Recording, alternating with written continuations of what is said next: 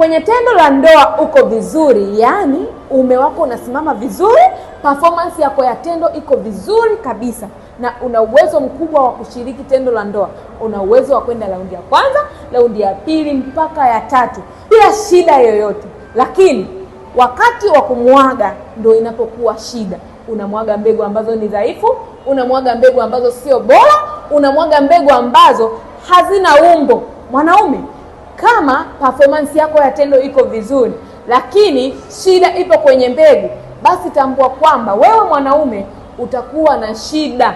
Yaani utashindwa kumpa mwanamke ujauzito kwa sababu mbegu zako ni dhaifu, mbegu zako ni chache, mbegu zako hazina umbo.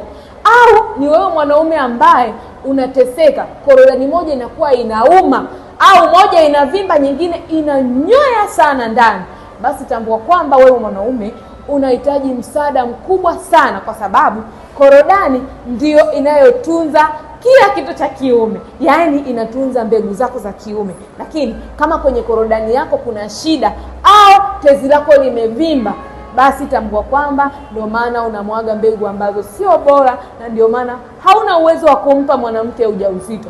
Kama ni wewe mwanaume ambaye unamwaga mbegu dhaifu, unamwaga mbegu ambazo sio bora, au unamwaga mbegu ambazo hazina umbo, basi tambua kwamba homoni yako ya testosterone iko chini sana, na ndio maana unapitia hali hii.